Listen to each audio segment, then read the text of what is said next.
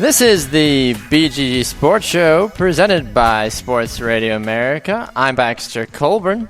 And I'm Michael Cyr. Welcome to the program, ladies and gentlemen. We've got a great show in store for you today as we continue to roll on with the great show that is the BG Sports Show. We're back. It's been a few months, but we are back and better than ever and are looking forward to being back with you all. As you might know, Sam Wallace was the co-host last time you listened to the show, but now we've got a new gentleman joining us here in the studio, Mr. Michael Cyr. He's stepping into the broadcast booth today and will be assisting us as we continue on this journey, at least for the day. So, Michael, thank you so much for being on the show today. We're glad to have you a part of it. Yeah, glad to be here. Kind of a childhood dream come true for me. I was always hoping to be like play-by-play announcer or something when I was a kid, and doing something like this is awesome opportunity. So thanks for having me. We're excited to have you here today, man, and we look forward to seeing just what you can bring to the table for the Beach Sports Show today. So we've got a lot of great things in store for you today. We'll be chatting with David Kenyon of Bleacher Report later on in the program. Simon Mitchell will also be here to talk about the EPL. But quick housekeeping things for all of you folks. If you enjoy listening to the BG Sports Show, you can now catch us on our new schedule Mondays and Thursdays from 1 to 2 p.m. Central Time right here on Spreaker.com. You can also find us on Sports Radio America as well from 4 to 6 p.m. Central Time, 5 to 7 p.m. Eastern. If you are all about that life, depending on where you are, you can find us on sportsradioamerica.com and tune in. And you can also find us on demand anytime you want on Spreaker.com, on iTunes, iHeartRadio, and on Sports Radio America as well. And also on, I'm forgetting the other one. My goodness, it's been so long since I've had to do it. But either way, you can find us on demand in all kinds of places. You can also find the show on Periscope as well. So hi to everybody watching us on Periscope as well. It's great to see all of you guys again. So, Mike, one of the things we want to jump into right away is kind of putting a nice little bow on the Super Bowl and the NFL season that was for 2015. So right away, what did you think of the 2015 Super Bowl that was the Carolina Panthers and Denver Broncos? I think the ending result probably surprised a lot of people. I know a lot of people going in were assuming that Carolina was going to come in and, I don't know, necessarily steamroll the Broncos, but it wasn't going to be as competitive, but it definitely looked like the other way around. It was definitely a defensive battle. With the final score of 24-10, I believe. Yes, 24-10. I had offered the prediction that it would be 27-24 Denver. I think I was one of the few folks that not only wanted Denver to win, but predicted. I mean, I wanted Peyton to win, and I was torn because it's when you come to that situation, it's like, all right, do I think that it's going to be Denver, the Denver Broncos, Peyton Manning, the whole John Elway scenario, riding out into glory, or is it going to be Cam Newton, the new guy on the block? And as we saw, Peyton Manning, as little as he did, unfortunately, he still did enough to be a victor at the end of the day. So you look at Denver, you look at everything that happened with the Super Bowl. What stood out to you the most, though, about everything at the Super Bowl? Clearly, I think Denver's defense was the major deciding factor. Von Miller and DeMarcus Ware were just tossing around Carolina's tackles like they were ragdolls almost. Von Miller, I think, had 2.5 sacks. And ultimately, that's what won the game. They got Cam rattled, and Cam never really looked like the MVP that he was of the league this year. Exactly, and I think that brought a lot of criticism on Cam right away, too, because folks were saying, well, how is he the MVP of the league? He couldn't even, get past one of the best defenses in the league. If you're the best in the league, you are supposedly the best player, you should be able to go up against anybody. But to be fair to Cam, he hadn't faced a defense like that all year long. The MVP is based on regular season performance, and like you said, they didn't face a defense like Denver's throughout the season, and he clearly was the MVP of the regular season working with he lost Kelvin Benjamin to a torn ACL in the preseason. He was throwing to Ted Ginn Jr., who some people know for dropping punts and other passes. Or there was a Super Bowl drinking game that I saw that involved taking a big shot every time Ted Ginn dropped a wide open pass, and I think there was 2 or 3 times that happened during the Super Bowl. And I would have been concerned about being passed out after maybe the first quarter. Exactly, I was participating. With Ted Ginn, he's one of those guys that you could spend hours talking about, trying to figure out where it went wrong, and or if he just changed this one thing or whatever, maybe he could be better. But we're not here to talk about Ted Ginn. The Super Bowl, though, I think overall was a game that lived up to expectation within reason. The commercials, take it for what it was worth, not the greatest, and I know some people live up to that. For the halftime show, sure, whatever, Beyonce, everybody that was there, people are freaking out about the Black Panthers and whatever other racial things they think Beyonce and all them were trying to do, but once again, that's not why we're here. We're here to talk about football, we're here to talk about sports. So, you look at Carolina, you look at Denver, their seasons end the way they did. But aside from that, though, what else can you make of this NFL season? You can definitely take this Super Bowl victory and wonder, where does this put Peyton Manning with the top quarterbacks of all time now that he has a second ring? A lot of people may have been concerned about his lack of postseason success throughout his career. And the defense definitely carried him this time around and clearly helped him win this year's Super Bowl. But where does this year's victory put Peyton Manning now that he has a second ring? And you can talk about Eli's reaction to everything in his Manning faces. In his defense, he said he was more concerned about whether or not the Broncos were going to go for 2 or not. That's the story he's sticking with. Whether or not we believe him, whatever floats his boat. Exactly. So I know we could spend hours talking about this too. You're a Lions fan. If you can give me the 30-second version of what you think how the Lions did this season, what would you say? I think that the second half of the season definitely showed what this team can be. In the first half, I don't know if I necessarily call it a fluke because the schedule is definitely much tougher. They played the Vikings twice. They played the Broncos. And most of the games were close with the exception of the Chiefs game and Arizona. So I think this is a team that has the potential to be a playoff team next year, but also with the possibility of losing Megatron, which we'll talk about later in the show. Yep. That could definitely play a big role in how the offense works. But after firing Joe Lombardi and Jim Bob Cooter was the offensive coordinator, I definitely saw the offense take a big step forward. Yeah. And Terrell Austin was working with the personnel that he had. Stafford looked a lot more comfortable later on in the season. I think he had a little bit more liberty. I felt like. For sure.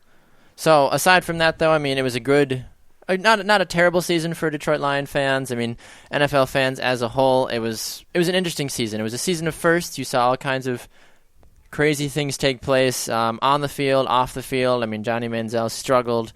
But overall, though, I would go on record to say this is probably the weirdest NFL season that I've ever seen and or been a part of as a fan/media person covering the league. But with the way that the league went this year, I feel like they only can go up next year. I feel like this was kind of a down year for the NFL. And, those are going to happen. Not every single year is going to be a high-class, crazy, awesome Super Bowl blowing everybody's minds year. And that was just kind of the season we got dealt this year. Yeah, well, if the Lions ever reach the Super Bowl, that'll be a super...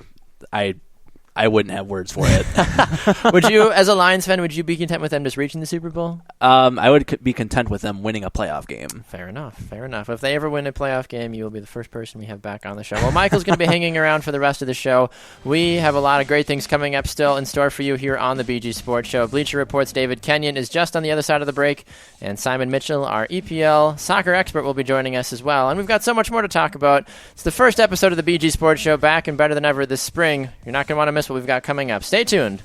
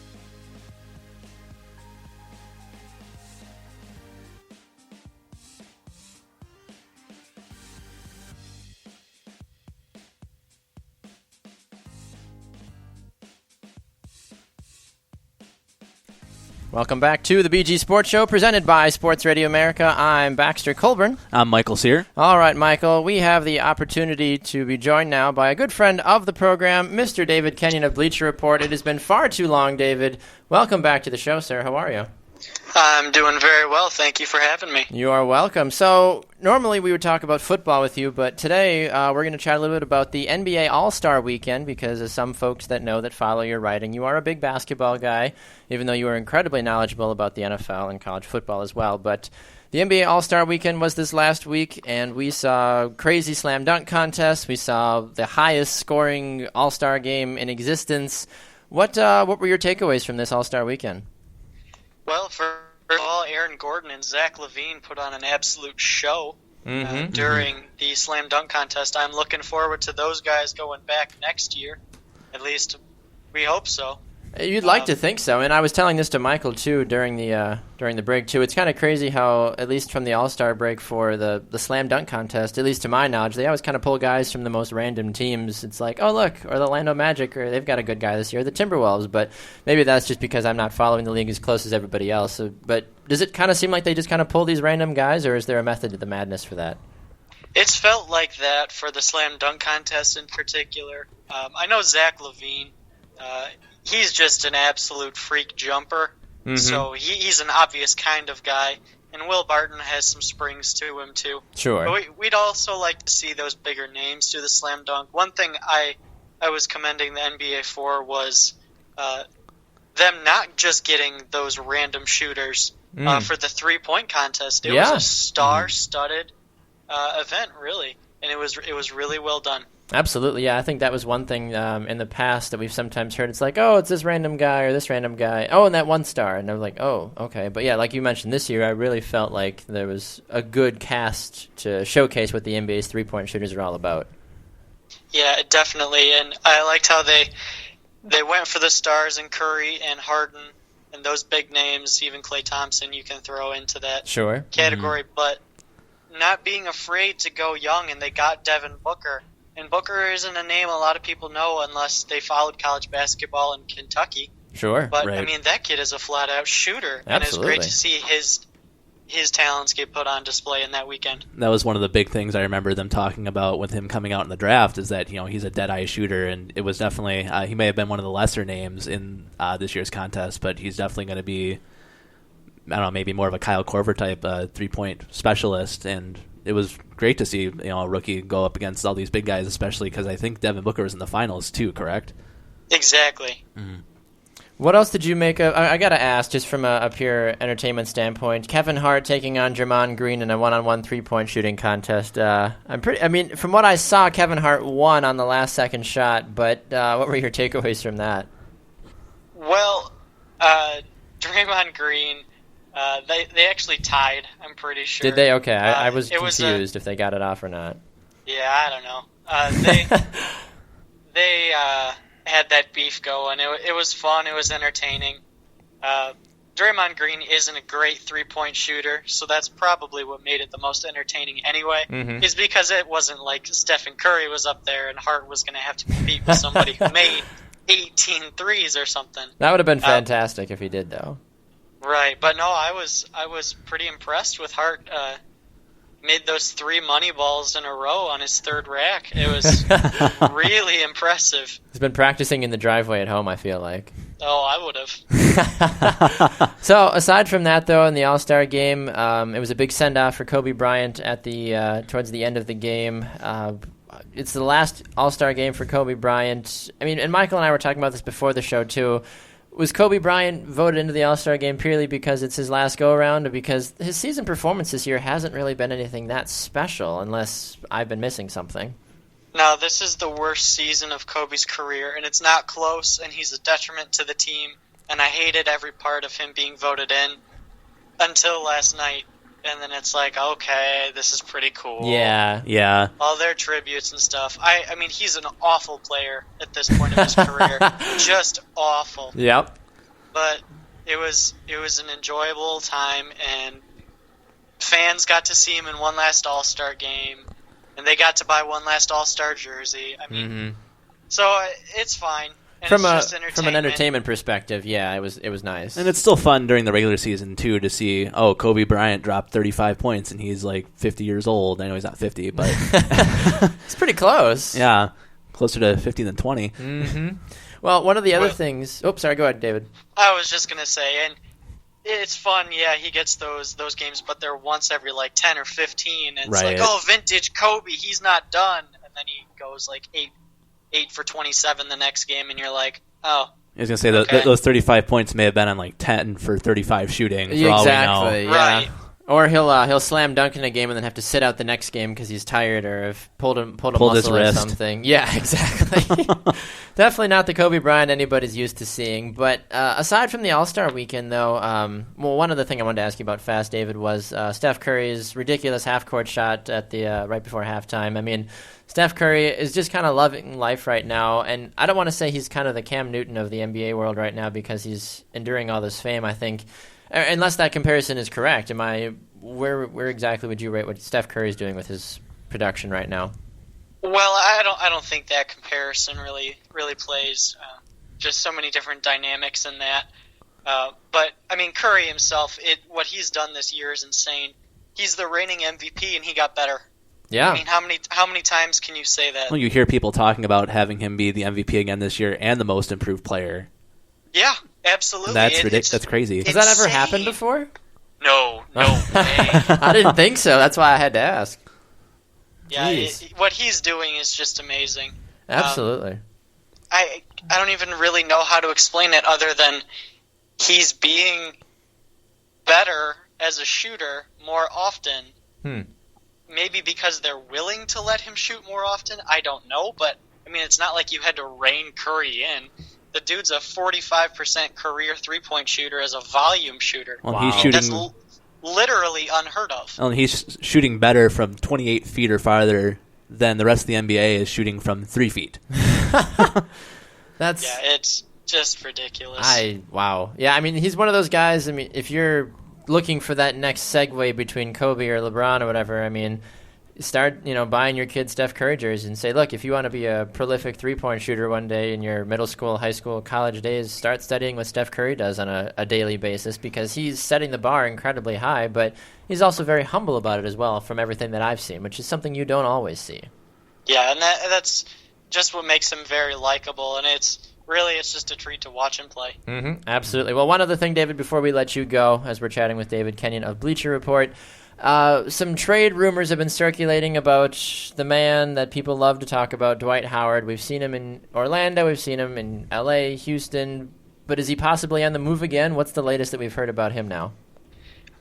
There was a report from the New York Daily News today that the Miami Heat, are shopping Hassan Whiteside to the Houston Rockets, and it's a very interesting rumor because Hassan Whiteside, if you don't know his story, it's interesting to look up. He's a guy who pretty much failed in the NBA about 5 years ago, played in the D-League for a while, not really a great player, played some international basketball too, and then all of a sudden last season, he is just amazing. Wow. Honestly, just amazing. He's blocking 4 shots per game this year, which is nuts. And he has an expiring contract. Okay. And because he's had a good season this year, do you think his agent might try to shop him for more money if he stays in Miami? So is that kind of what the team is thinking of? Or why go after Dwight Howard? It seems like he can't find a suitable home. Well, the thing with Hassan Whiteside is it's pretty clear that he's going to chase the money. And in the NBA, there are things called bird rights, named after Larry Bird. If a team has a certain player for a certain amount of time, depending on how early they are in their careers, they can offer an extra year and more money per year to players that are on their team. Miami does not have that because Whiteside was only on a 2-year contract. Okay. So, when he gets to free agency, everybody can offer him the same amount of money. And Miami is probably not going to offer him a max contract because he's a great shot blocker, but is he more than that? Is he a game-changing, roster-changing player when Dwayne Wade is gone? I don't know. I don't think so. Okay. But somebody is going to offer that money. Right, and you need that scoring that Dwayne Wade gives, and I don't think that Whiteside really gives that. He's a great defensive presence, but not necessarily going to be the one that takes up the volume of Dwayne Wade. Exactly. Well, hey, David, we appreciate your time today, sir. We got to keep moving on, but where can people find you on social media? You can find me on Twitter at Kenyon19_BR. Fantastic. David Kenyon, always a pleasure. We'll look forward to speaking with you on Thursday as well. All right, you got it. David Kenyon, good friend of the show. We are going to continue on. When we come back, Simon Mitchell will be joining us all the way from England to talk about Leicester City, the underdogs that are now top of the Premier League. We'll be talking about them and so much more right after this on the BG Sports Show. Stay with us.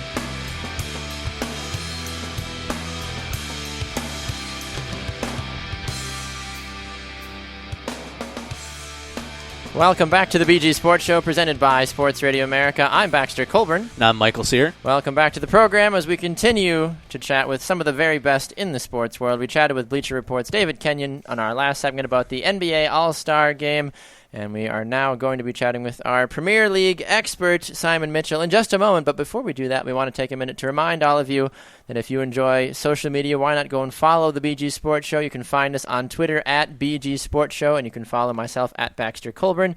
Michael, where can people follow you? I am at MJCII92. MJCII92. Okay, and you can also go and find us on Facebook as well by liking the BG Sports Show on Facebook. And if you ever want to email us, you can get a hold of us by finding us at bgsportshow@gmail.com. With all that being said, it is time to chat with Simon Mitchell. Good day to you, Simon. How are you? Yes, hello. Good afternoon, good evening, wherever you are in the world. I'm good. How are you? Fantastic. It's great to have you back, sir. It's been a few months since we've had you on the BG Sports Show, and as those that have been following the soccer world know, it has completely lost its mind.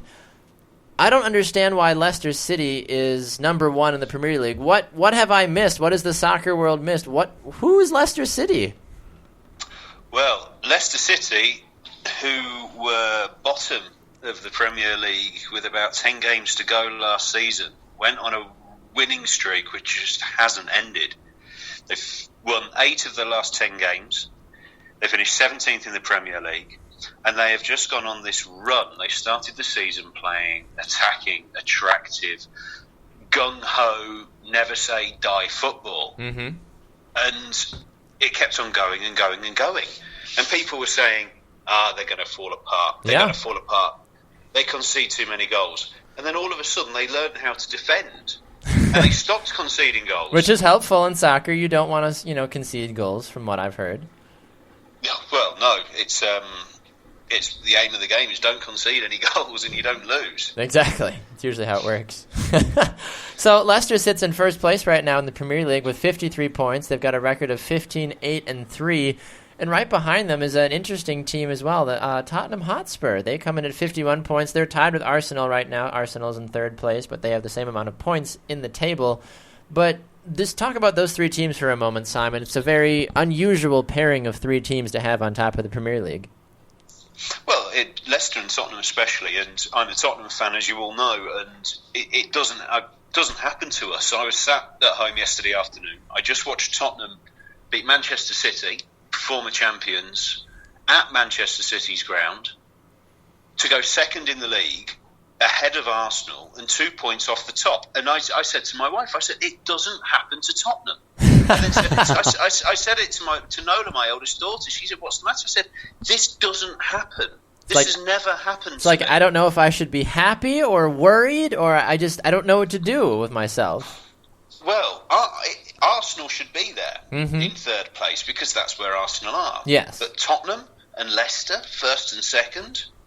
I mean, and then it's like having the Detroit Lions and the San Diego Chargers in the Super Bowl. It never happened. It's true. It never will happen. Exactly, and that, I mean, you look even farther down the Premier League table. I mean, Chelsea is in 12th place, for goodness sake. I mean, Southampton is in 6th, West Ham is 7th, and then Liverpool is hanging around in 8th place. But, I mean, I'm confused. I mean, this kind of, and Michael and I were talking about this in our first segment, though, this Premier League season is kind of reminding me of what happened during this last NFL season as well, with just the usual teams aren't the ones that are doing the best.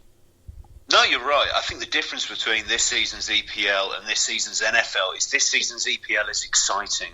Anybody can beat anybody. That's true. You've got Sunderland in 19th place beating Manchester United in 5th. Yeah, how about that? 2-2 on Saturday.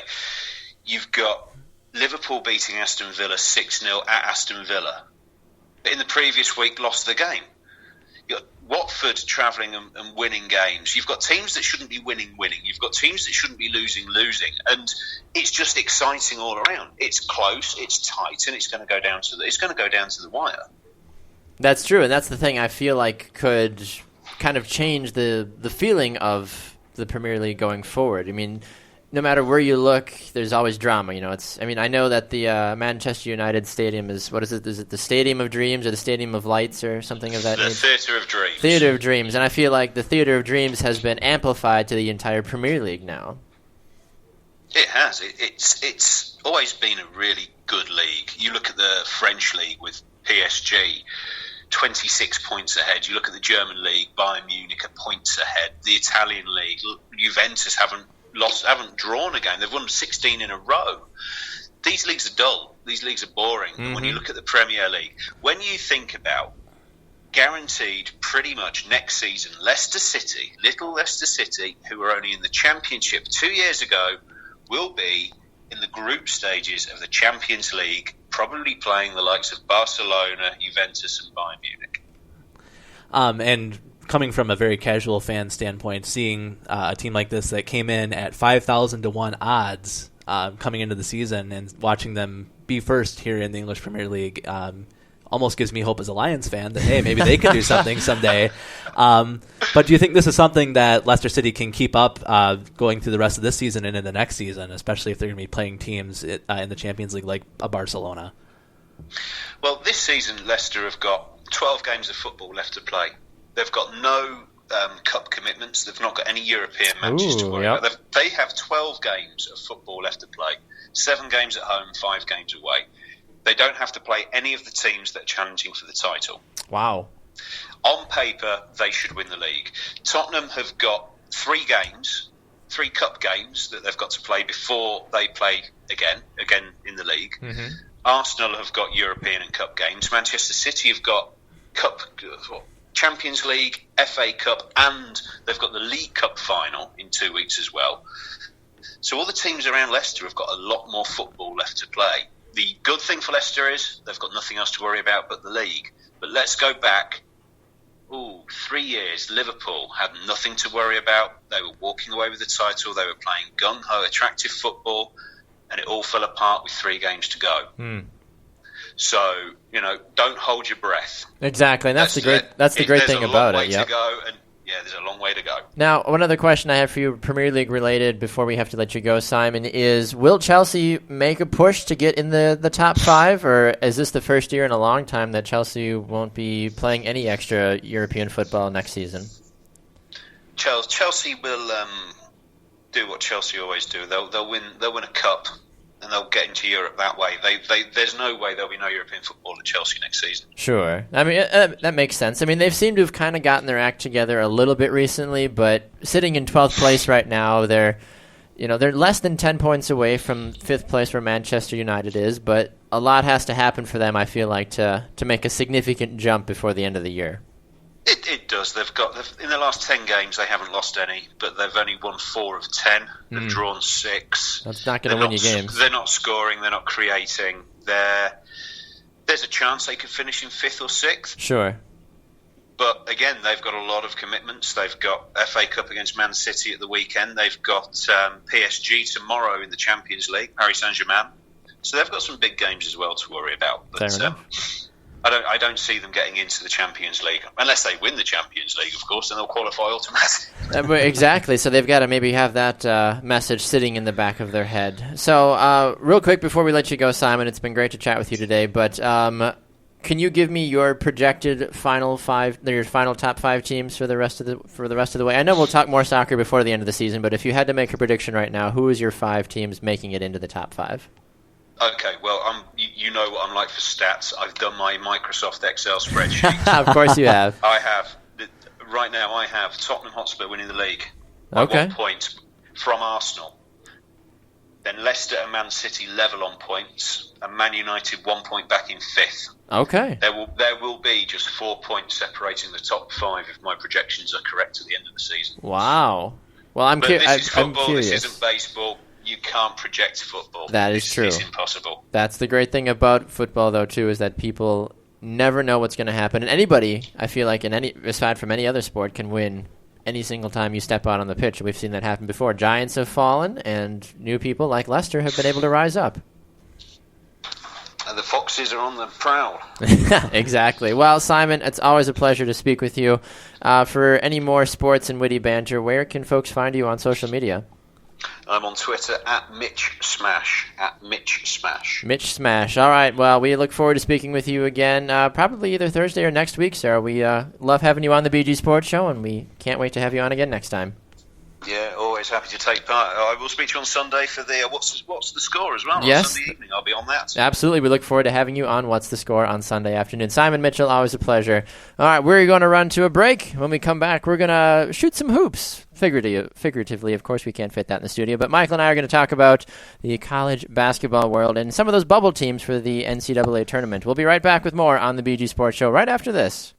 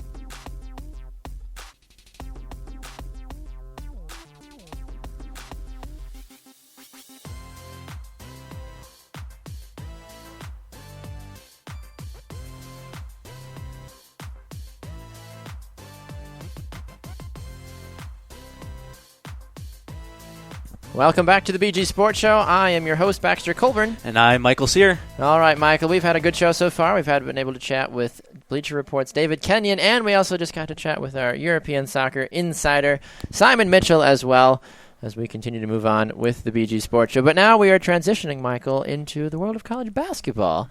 And you have a few interesting things that you wanted to pursue in the basketball world. So what have you got for us today? Talking mostly about... especially with Wisconsin and Marquette, bubble teams, and really the field as a whole this year. It seems that it could be anyone's tournament to win this year with all the upsets that have been happening. As we were talking about before the show, there have been 28 losses by top 5 teams already this year. Which is crazy in And my there mind. was only 21 such losses last year, so you figure there's going to be at least 4 or 5 more of those, probably closer to 10 with the conference tournaments and everything coming up. So talking about teams firmly on the bubble, the University of Wisconsin, Madison, the Badgers, Yes. they had a big win this weekend taking down Maryland in Maryland, and their schedule leading up to the rest of the season is going to be really tough with road games at Iowa, who's been, I think, a big surprise in the Big Ten this year. Yeah, and they're top of the Big Ten right now, which I wouldn't have guessed that going into the season. I wouldn't have either. And Purdue also very good. And the teams that you would expect to be very good are possibly looking at being on the bubble and not making the tournament. Yeah. Kentucky had a big blowout win this weekend after Calipari got tossed. They seemed to really pick things up after the coach went. It's like, oh no, we can do it better now that the coach is out. Duke has been unranked. They just had a big buzzer-beating win against Virginia with Grayson Allen. Mm-hmm. That was big. But those are two teams that have been stalwarts really the past several years. Duke for basically the whole tenure of Mike Krzyzewski. Exactly, yeah. That's, even for someone like me who's a casual college basketball fan, I pay more so attention towards tournament time. But you look at what Duke has done this year, and it's surprising. I mean, even as someone, like I said, as casual as a fan as I am, I've noticed the decline of Duke because you're so used to hearing, well, Duke's top 15, top 10, top 5, Duke. And I'm like, they're out of the top 25 yeah, for the a couple first weeks time ago, I in was like, 6-7 years. Where's Duke? I'm like, what the heck? I kept hearing about Duke losing. I'm like, what the heck is going on? I had to double check to make sure Coach K was still coaching because I'm like, this is a really weird occurrence. But as you mentioned, it's just been one of those years though. They're 18-6 and 7-4 in conference. So Wisconsin has definitely been playing some of their best basketball as of late, and it's probably relieving for Badger fans across the state to see. They lost Frank Kaminsky and Sam Decker in the first round of the NBA draft. Rightfully so. Bo Ryan retired in the middle of the season, and it seemed like things weren't going to just go Wisconsin's way this year, but they've picked up a few really key wins, and if they can keep up this stretch of basketball they've been playing, they can definitely get in the tournament and maybe make a Sweet 16 or Elite 8 run with how open the field might be this year. And that's the thing, too, with getting Greg Gard in as the head coach, the interim head coach. And I don't know what Barry Alvarez's thoughts are. I've heard mixed reports here in the Milwaukee area, because that's where the show's based out of, here is in Milwaukee, about Greg Gard and if he should stay or what Barry Alvarez is going to do. But even last time I heard, Barry Alvarez said he's still going to run the full, I think he still has to run the full interview process and everything because it's an interim head coach and all that. But absolutely, it hasn't been one of those things where he's like, well, we're just going to interview one person to say we did it, but we know we're going to give it to Greg Gard because he's done such a great job. And he kind of has. He was given a team that was just I don't want to say Bo Ryan abandoned his team, but he kind of did. A little bit, honestly. yeah. Who retires right before conference and be like, I'm done. Bye, guys. Well, and it could have been with the way that the non-conference schedule worked. I mean, they lost to Eastern Illinois at the beginning of the season, and it may not have looked like it was going to be a good send-off for Bo Ryan. I think he had said that this was going to be his last season. So he figured it may have been time. And if Wisconsin continues to make this run and makes a run in the tournament, you figure they need to keep the interim coach. So, well, and that's the thing. It's hard to know with this kind of thing because there's teams that rise to the occasion, like what Wisconsin is doing right now with an interim coach, saying, "Hey, we want to prove that this interim head coach is good." And then the next season they don't pan out. So I think Wisconsin, the reason Barry Alvarez hasn't done anything yet is because he's trying to see, is like, all right, is this just hype because Bo Ryan's gone and these guys are just trying to impress the new guy, or is he actually making a difference as the head coach? And I think that's what they're struggling with right now, is to see where this Wisconsin team can actually go long term. Absolutely. And Marquette as well, also firmly on the bubble. They've won both of their games against Providence this year, and Providence has been huge. A very good team. They just lost to Creighton this weekend, which may hurt their chances, but if they can make a run in the Big East tournament, almost top to bottom, the Big East has been playing very good basketball. There's not really, maybe at the very bottom of the conference, you might see a team that, like St. John's, that isn't very good, but otherwise, like the top 8 teams in that conference could make the tournament and possibly make a run. And that's the great thing about college basketball too, is that anything can happen at any given time, as everybody knows that tries to play the brackets, March Madness, or anything. I mean, college basketball is probably one of the hardest things that I've noticed over the last few years. Maybe that's why I haven't become such a big fan of it, is because I like knowing kind of what's going to happen. Yeah, and you may think you're going to know what's going to happen, and then a Florida Gulf Coast comes in and gets to the Sweet 16 as a 15 seed. You never know what's going to happen. This could be the year that a 16 beats a 1. I doubt it, but it could happen. Exactly. I mean, you're looking at the top 10 right now, according to ESPN.com. You've got Villanova at 1, Kansas 2, Oklahoma 3, Iowa 4. Iowa, I think this is just the year of Iowa as a whole. That they're like, look, we're just going to screw with everybody. Yeah, we're going to have a good football team, but not be able to pan out late in the season. We're going to have a good basketball team just to throw everybody off as well. But then North Carolina at 5, rightfully so. They're a consistently good program. Maryland's got a lot of great young talent this year. Diamond Stone, a local Milwaukee product. Virginia 7, Xavier, and Michigan State are tied at 8, apparently, according to this ranking, according to the AP Top 25, and then West Virginia is at 10. And you see your main top conferences in there, the Big 10, the Big 12. Kansas and Oklahoma, both of their games this year have been classics. I know their first game, I think, went to 3 or 4 overtimes, and it's probably one of the best games this season.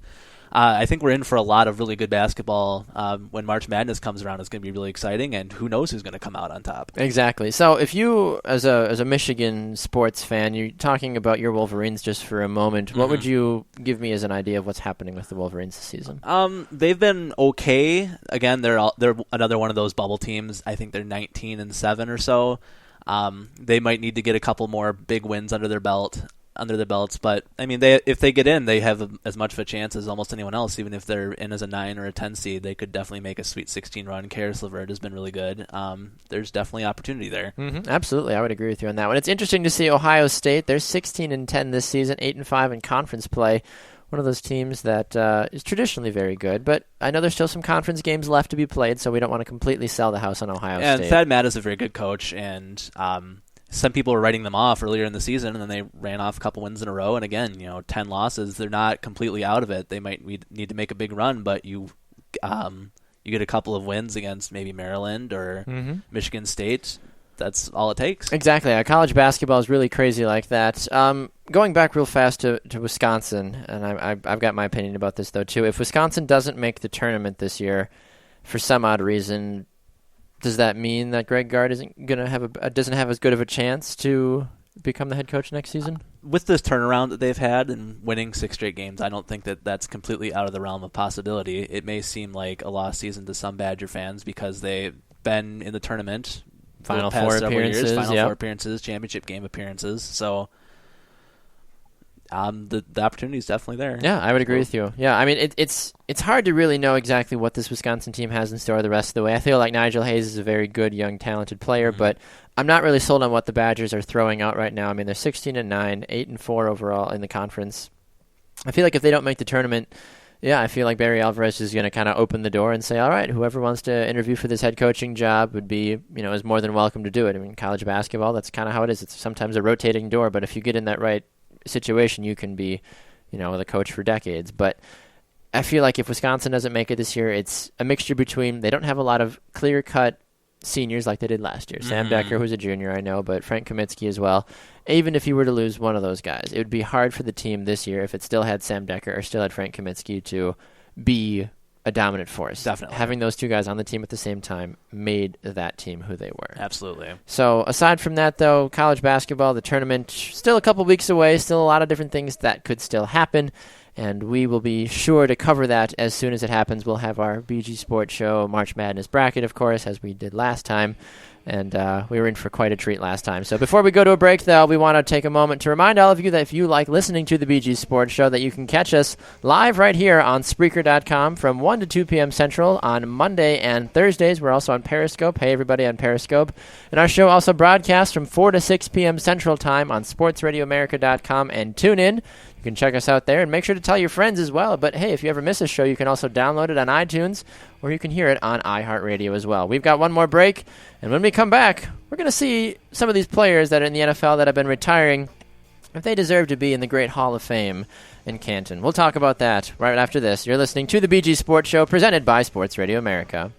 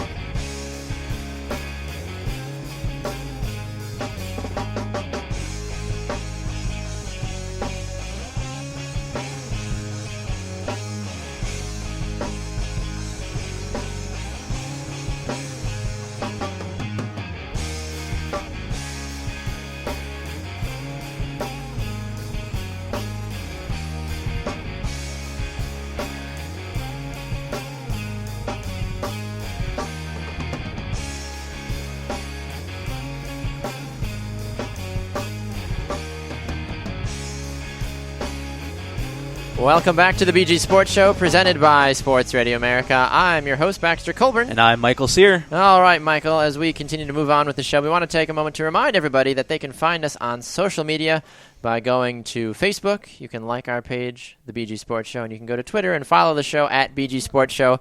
You can follow myself at Baxter Colburn. And I'm at MJCII92. MJCII92. You had to make that difficult for the rest of the world. My goodness. Some sort of Roman numeral thing. I don't think J is one of those, but I don't think so. J. I don't know what J would stand for. Who knows? I don't think they had J's. I don't think so. No, I made fun of my co-host last year, Sam Wallace. He had an underscore. He was Samuel _ Wallace too. I'm like, why is the underscore there? He's like, yeah, I think Samuel Spacing Wallace was taken. Yeah, I'm like, but still, I'm like, go with Sam _ Wallace. Don't go Samuel. I don't. Anyway, Baxter Colburn, no one else is named Baxter Colburn, so you can have fun with it like I do. Anyway, that's not why we're here to talk about Twitter handles. We could have hours of discussion if we wanted to talk about that. Now, we're here to talk about the recent slew of NFL players that have decided they're going to retire and or are thinking about retiring, and then the implication of whether or not we think they should be Hall of Famers as well. So you've got the list. Why don't we walk through it and see what we got? All right, so the big names that have retired or are thinking about retirement, Marshawn Lynch and his posting of a pair of cleats during the fourth quarter of the Super Bowl. Way to steal the show, Marshawn. Yeah, third year in a row stealing the show. Calvin Johnson, which I'm sure we'll discuss in greater detail. There's been talk about Peyton Manning. Mama wants him to retire. If he retires, he can drink all the Budweiser he wants. Did Mom say that specifically? I don't think Mom said that, and I don't know if Mom would approve I'd be a little that. worried about that. Be like, wow, Mom, goodness. Justin Tuck, John Beeson, Charles Woodson, near and dear to many people's hearts here in Wisconsin. True. Those are all the big ones. Okay, so let's start from the beginning there with what you said. Let's see. Number one, if they deserve to be in the Hall of Fame, and number two, well, I guess number one of their career legacy is, and number two, do they deserve to be in the Hall of Fame? They kind of go hand in hand. But. Yeah, so Marshawn Lynch, Beast Mode, definitely had a really good run there for a few years with Seattle. The Beast Quake a few years ago. Sure. Sounds like something you'd get at Dairy Queen. It probably is. I'm sure in Seattle you get a Beast Quake with Skittles in there. Ooh, sounds really good. But back to Marshawn Lynch. I don't know that he's necessarily a Hall of Famer. I think he was a very good running back, especially with the passing dominant league that we have now. But I don't know that he's done enough to be considered for the Hall of Fame. He had good years with the Bills. He had good years with Seattle. He won a Super Bowl. Should have won a second one if Russell Wilson handed the ball off. Just saying. No, I agree. I completely don't apologize for that one. But ultimately, very good player. Sad to see him go. One of the marquee running backs in the league, but I don't know that he's necessarily going to be a Hall of Famer. Yeah, I'd have to agree with you on that one. Marshawn Lynch is not on top of my list if I had to go and say, he should be a Hall of Famer. He is one of those guys on my list that, yes, I think he provided the NFL with some good things. I think he, provided some entertainment from a media perspective, but I don't think Marshawn Lynch deserves to be in the Hall of Fame. And some people might say, well, what the heck is up with that? He did this, that, and the other. He revolutionized. He didn't do a lot, honestly. Take a moment and just really look at his whole career as everything that he did. Nobody remembers that he played in Buffalo, and then he got to Seattle, and he had a couple big runs and a big, whatever, but he was too busy grabbing his crotch or just saying he wouldn't be here, so he just got fined, or eating Skittles, and to me, that doesn't emulate what a Hall of Fame running back is. Yeah, not necessarily. All right, next is Calvin Johnson. He has not necessarily said he's going to retire yet. He's been thinking about it. ESPN had their little spiel about it back at the end of January that he told Jim Caldwell at the end of the season that he was going to retire. Yep. And I certainly hope that's not the case. You as a Lions fan, how does that resonate with you? It would be definitely a tough pill to swallow. He's been the face of the franchise since he was drafted in 2007. And he would definitely be difficult to replace. Golden Tate says that he thinks he can be the number one receiver.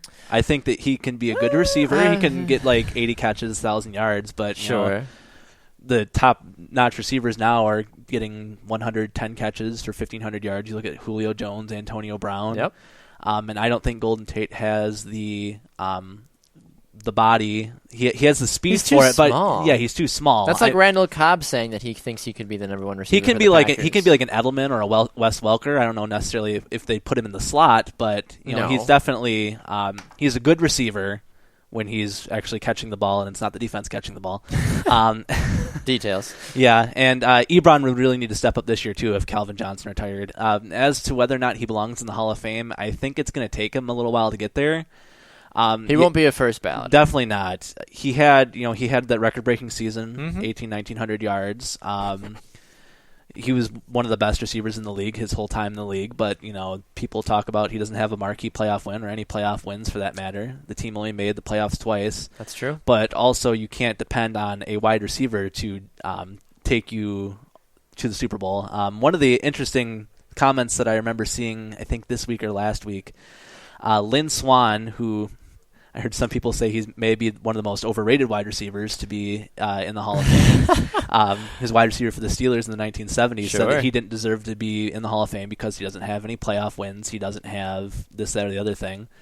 And, yeah, that's definitely a thing to look at when you look at a player's success, but you also have to look at what they did on the field, which Calvin did a lot, and he wasn't a distraction off the field either. When you look at other receivers like T.O., Chad Ochocinco, or Chad Neither Johnson, of those, or whatever his name is this week. I think it's Chad Johnson this week, but I know some folks were saying, why isn't Chad Johnson in the Hall of Fame? And Chad Johnson was saying, well, I've already inducted myself for the Hall of Fame. Chad Johnson does not belong in the Hall of Fame. Once again, similar to a Marshawn Lynch where he had those good moments, but he didn't do enough long-term career-wise to be a Hall of Famer. I am admittedly surprised that T.O. wasn't elected in the Hall of Fame this year, but he'll get his due. He's definitely one of the best wide receivers when he was in the league. Agreed. He should definitely get in at some point. Yeah, no, I would agree with you on that one. I think that you look at what they're capable of doing, from their career perspective. Calvin Johnson will make it. I think he will. He'll be a Hall of Famer. Maybe not this year, maybe not next year. But maybe, in 2 or 3 years' times, I think we'll see. Yeah, it'll take him a couple of years. I could see him and maybe T.O. going in at the same time because, you know what? Let's maybe have a few more notable wide receivers this year because this year, Brett Favre, the notable, the biggest, along with Marvin Harrison as well going in this season. And T.O. and Marvin Harrison are not on the same level. Even Marvin Harrison, I think, had to wait a year or two before he got inducted, which was surprising because he was such a massive target for Peyton Manning in their primes. So, and that's the great thing about the football world, though, is that you never know what exactly is going to happen because the NFL likes to do all kinds of crazy things. Who else is on Speaking of Peyton Manning. Speaking of the man, Peyton Manning, Hall of Famer. Yeah. That's not a question, I don't think. I think he will be. I mean, he's got 2 Super Bowl rings, and is he a first balloter, though? Absolutely. The only thing that could keep him out as a first ballot could be all the issues that have been coming up as of late. That's and I don't want to get too deep into that because I want to wait until we hear more things about that. But absolutely, if you haven't heard, you can go Google Peyton Manning. There's stuff about possible sexual allegations when he was at Tennessee, and then HGH. That too, there's that going on. We don't know anything official, so we're not going to speculate or whatever we're going to do on our end. Let the national media deal with that, and once a verdict has been said, we'll deal with it here. But based solely on what he did on the field, NFL leading record in passing yards. The Super Bowl win was his 200th win in his career with regular season and postseason. That passed Brett Favre. Easily top 2-3 quarterback of all time. Should definitely be in the Hall of Fame. And hopefully he retires, drinks his Budweiser, and has a nice evening. I wonder if he drinks about as much as he was saying he was going to drink because at every interview he did, I wonder, number one, how much money he made from that. I wonder if Budweiser's like, look, Peyton, you plug us. I remember seeing something on Twitter that someone with Budweiser said that they did not pay Peyton Manning, but they were very excited that he said something about Budweiser on air. I mean, Budweiser is the official sponsor of the Super Bowl. Yes. And they're the only ones that can show beer commercials as well, which is kind of crazy that they only are the ones that have locked that up. But Peyton Manning, first team, yes, but first ballot, absolutely, in my opinion as well. The only other person on this list that I think should be in the Hall of Fame is Charles Woodson. Yes, 100%. Incredible 18-year career. Does he have 1 Super Bowl win? With the Packers, yeah. Yeah. Didn't he win one with Oakland? No, because Oakland went to the Super Bowl and they got lost. manhandled by Tampa. That's right. Okay. John Gruden and all them. Mm-hmm.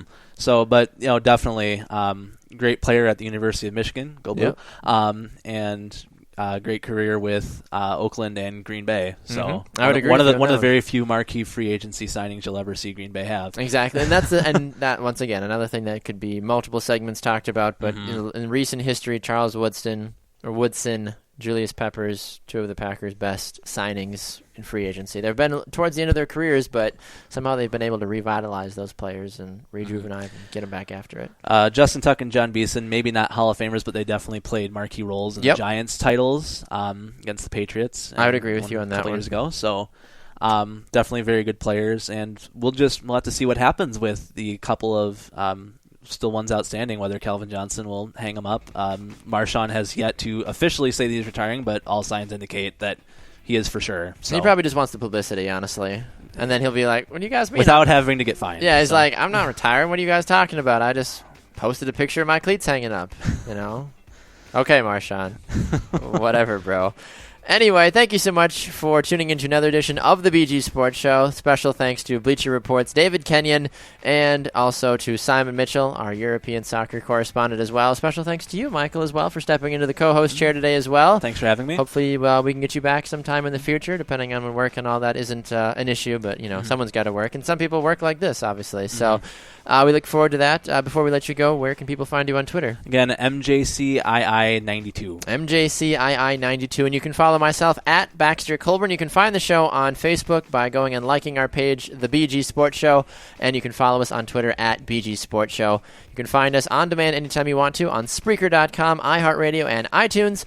And you can listen to us live Mondays and Thursdays from 1 to 2 p.m. Central Time on Spreaker.com and also on Periscope. Thanks for watching on Periscope. And you can also find us on SportsRadioAmerica.com from 4 to 6 p.m. Central Time. He's Michael Cyr. I'm Baxter Colburn. We'll see you all again on Thursday. Enjoy the rest of your Monday.